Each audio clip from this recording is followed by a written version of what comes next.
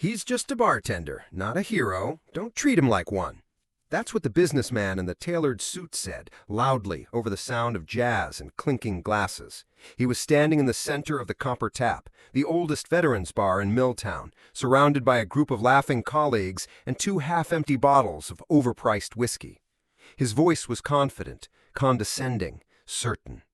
Behind the bar, an older man in a plain black polo wiped the counter, quietly, deliberately, like he didn't hear, like he had heard worse. His name was Raymond Cole, 72. White hair buzzed close to his scalp, left shoulder a little stiff, hands calloused but precise. To the untrained eye, he was just another man who never left the service industry, a bartender, a nobody. But to those who knew, he wasn't just in the service, he was the service. 31 years in the U.S. Marine Corps, a veteran of 3 combat zones, former unit commander of Special Recon Task Force Echo 9. Most of it still classified. But here, he just poured drinks. "No offense," the businessman continued, grinning as he leaned across the counter. "But I've met real heroes, guys with medals. You're just the guy who hands me the bill." He tapped 2 fingers on the bar. "Refill, on the rocks." Raymond looked up, just for a moment. His eyes, sharp steel blue, locked with the younger man's. "No offense taken," he said flatly. Then he refilled the glass, placed it gently on the coaster, and moved on to the next customer. No anger, no reaction. That was the moment a few regulars exchanged glances. A retired firefighter, a school bus driver, one man in a denim jacket with a scar down the side of his face. They had heard the businessman's words, and more importantly, they had seen Raymond's silence. And they knew what that meant. Raymond Cole didn't bite when baited. He didn't snap back. Because real discipline doesn't perform for strangers. It waits. The night went on, the bar filled with laughter, trivia, music. But in one corner of the room, tension simmered. Later that evening, the businessmen's group got rowdier. They made jokes, loud ones, aimed at other patrons, an older woman in a Marine Corps jacket, a man with a prosthetic leg. They mocked the decorations on the wall, medals, unit patches, framed newspaper clippings. "This place is a shrine for has-beens," one of them muttered, holding up his phone to record a TikTok. "That bartender's probably never even been overseas," another one snorted. They laughed, again, until they didn't, because that's when the music stopped.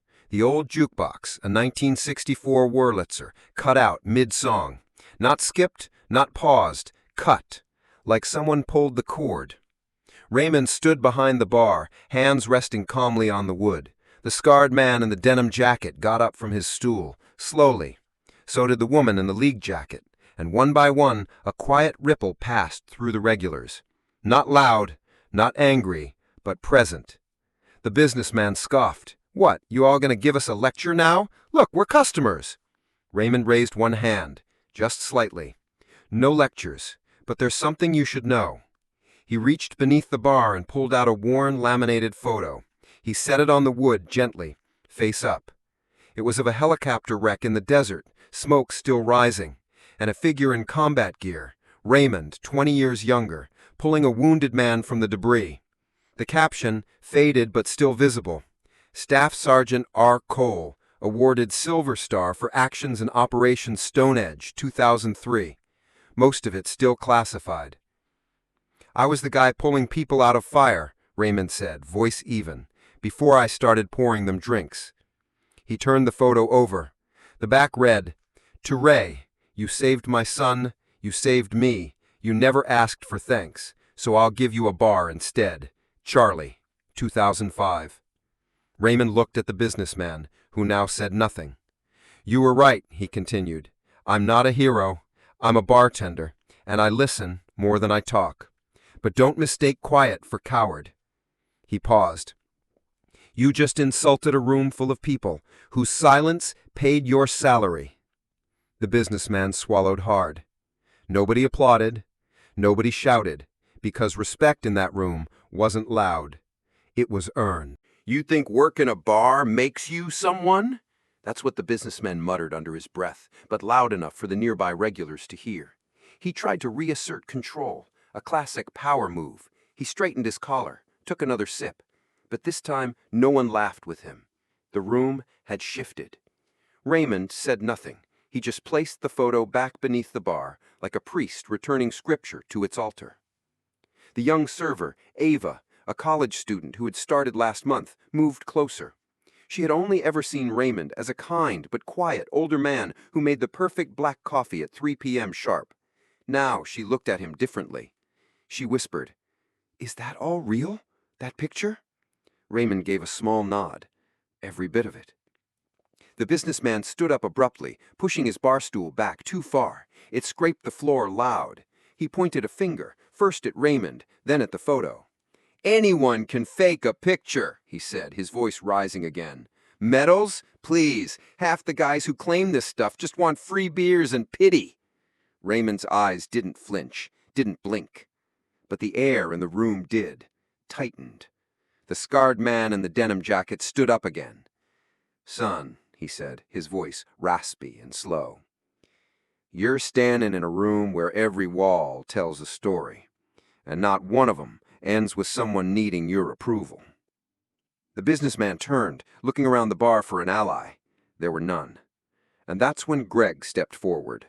Greg ran the pawn shop down the street, early 40s, not a vet, not military, but loyal to this bar and its people like it was his second home. He looked the businessman dead in the eye and said, "You don't get to walk in here, disrespect everyone, and then pretend you paid the same price they did." "Price?" the businessman scoffed. "I pay taxes. I work hard. That counts for something." Raymond finally spoke. "It does," he said, voice calm. "But not all prices are financial." He poured himself a glass of water. "You ever stitch your own thigh shut with a rusted sewing needle while waiting for a medevac that never came?" Raymond asked softly. The room held its breath. "You ever sleep in a drainage ditch for 5 nights because the enemy had eyes on your position and moving meant your whole team got buried in that ditch instead?" The businessman didn't respond.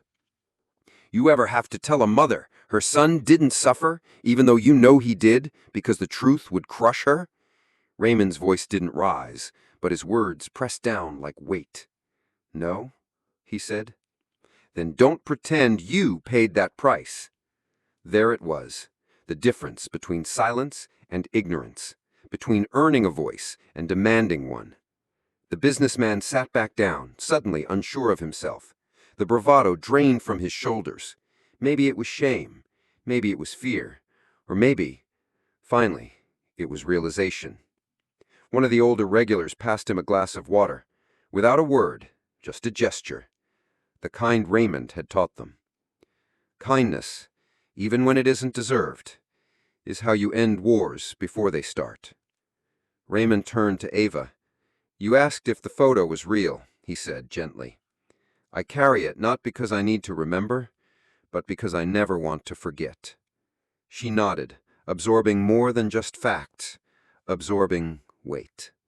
And then, as if nothing happened, Raymond flipped a rag over his shoulder and asked the room, "All right, who's got next on shuffleboard?" It was like turning a page, but one the whole bar would remember. "You never told us what really happened over there." That question had followed Raymond for years. It was usually whispered at VFW halls, at quiet kitchen tables, sometimes behind a beer and a long stare at nothing. But he never answered, not fully. Not until one night, weeks after the incident at the Copper Tap, when Greg and Ava stayed late after closing.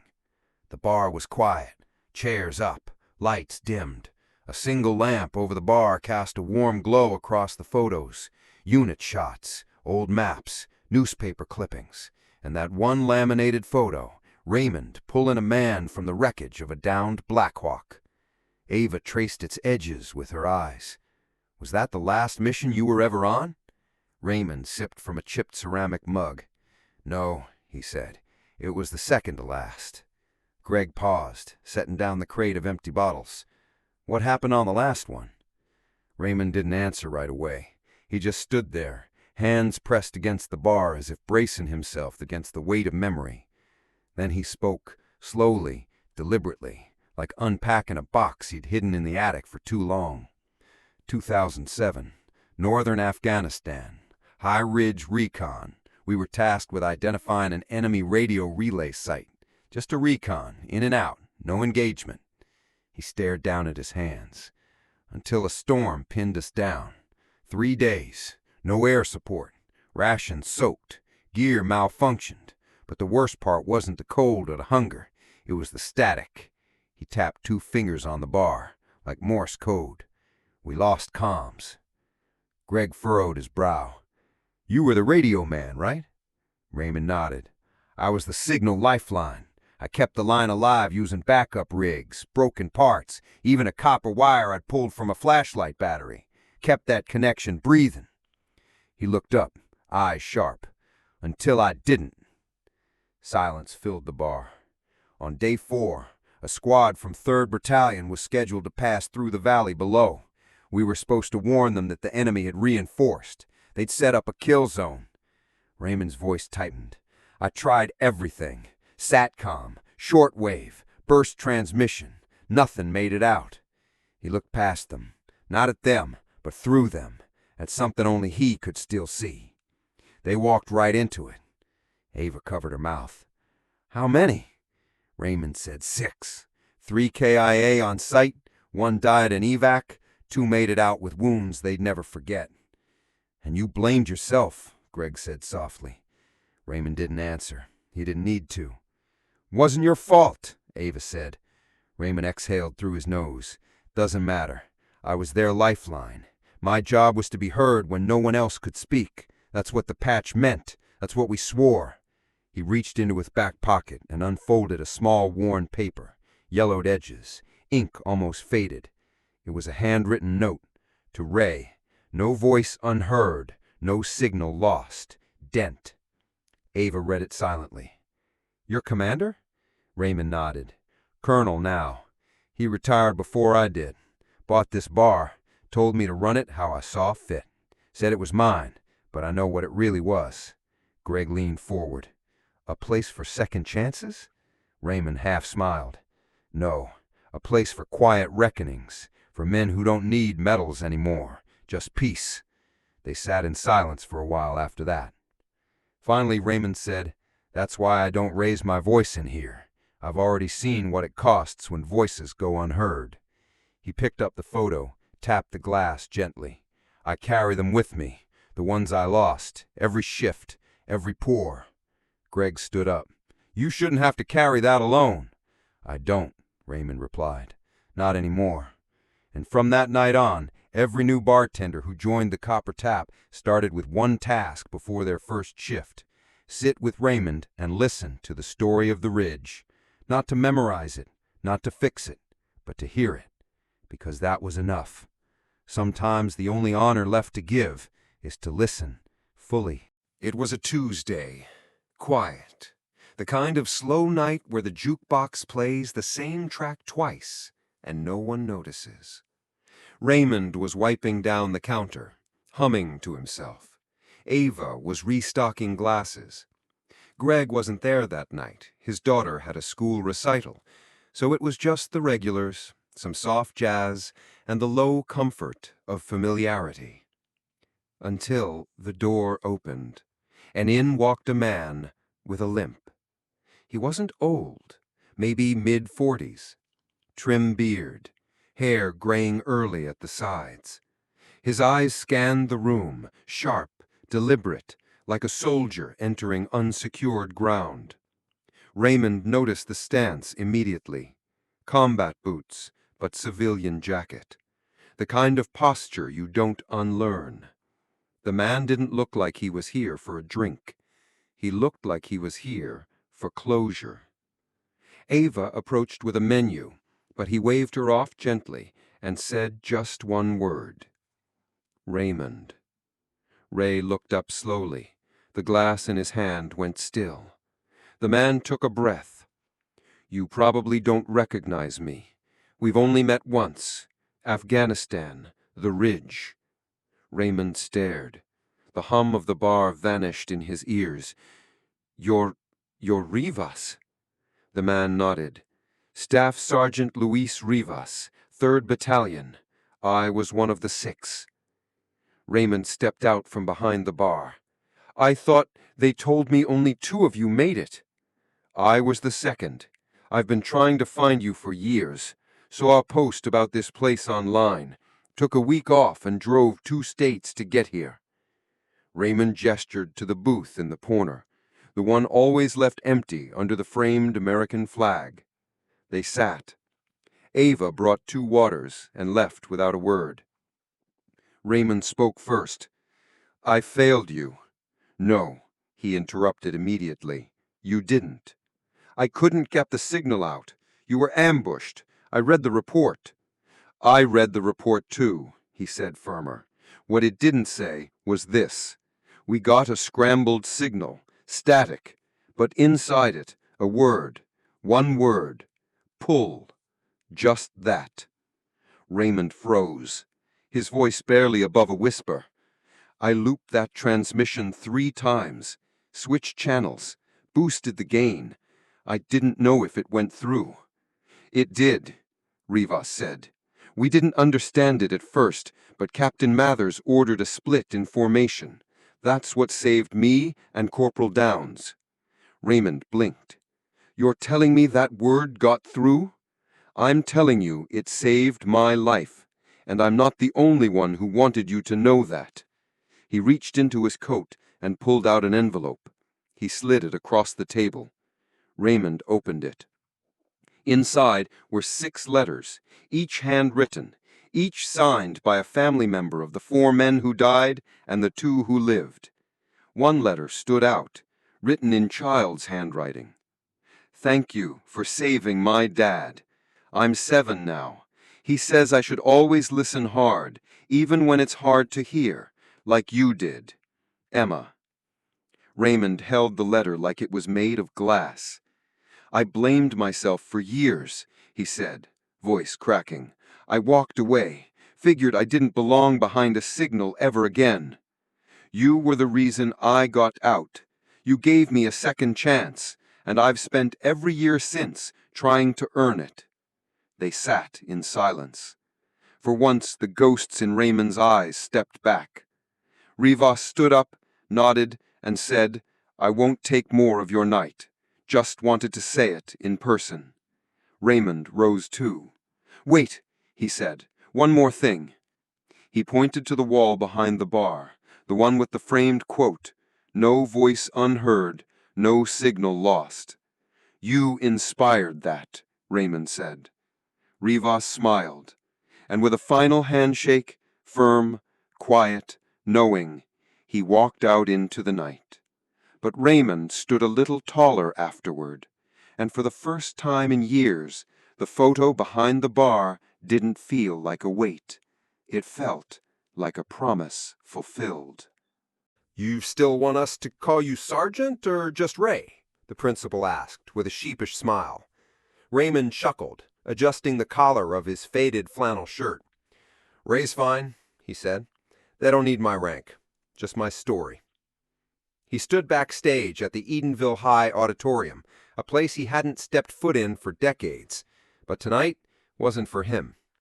It was for them, the students, the families, the veterans who had spent too long in silence. It all started after a single video from the Copper Tap went viral. Someone had caught the moment Raymond spoke the words, "Don't pretend you paid that price." Within days, veterans groups shared it. Military families reposted it. Teachers reached out. "Can he come speak? Can we record his story? Can our students hear from someone real?" Raymond declined the first dozen requests, but after Rivas left that night, something changed. Maybe the weight of silence finally lifted just enough to let a little sound through. Now here he was, standing before 400 students and their parents. Many wore shirts with a quote printed across the back. "No voice unheard, no signal lost." The principal introduced him not as a war hero, not as a veteran, but as a local bartender with a global footprint. Raymond stepped up to the podium, cleared his throat, and began. "I'm not here to lecture. I've done enough talking over radios in my time. Tonight, I just want to say one thing." He held up a small, crumpled photo, the same one that had sat behind the bar for years. "This picture isn't about me," he said. "It's about listening, even when the signal's weak, even when the story's old, even when the person looks like someone you'd walk past without a second glance." He let that hang. "I've buried friends who never got to be called sir, never got a parade, some never even got home. But they still served, still mattered." A few students shifted in their seats. "You want to know how to honor veterans?" Raymond continued. "Don't wait until they're gone. Don't wait until there's a flag on a casket. Respect isn't retroactive. It starts now, in the classroom, in the grocery store, in the diner booth where the old man sips his coffee and never says much." He smiled faintly. "Some of us stopped speaking not because we had nothing left to say, but because no one looked like they wanted to listen." A long pause. Then the applause came. Not polite, not obligatory, but real. A standing ovation. Kids clapping like they meant it. Parents wiping their eyes. Even the janitor in the corner stood with his mop leaning against the wall. Afterward, the school gifted him something small. A plaque that simply read, "In honor of those who transmit truth, loud or quiet." Raymond held it like a medal. Not for himself, but for every name in that old notebook, still tucked in his coat pocket. Later that night, back at the Copper Tap, the regulars were waiting. Ava had baked a pie. Greg had hung a new framed photo on the wall, a snapshot from the school assembly. The quote beneath it said, "The loudest voices aren't always heard." Raymond poured himself a drink. Not whiskey. Water. And raised his glass to the bar. To the ones who never stopped listening. The room clinked back in reply. He didn't need a salute or a parade. He had something better. He had been heard. And that, finally, was enough.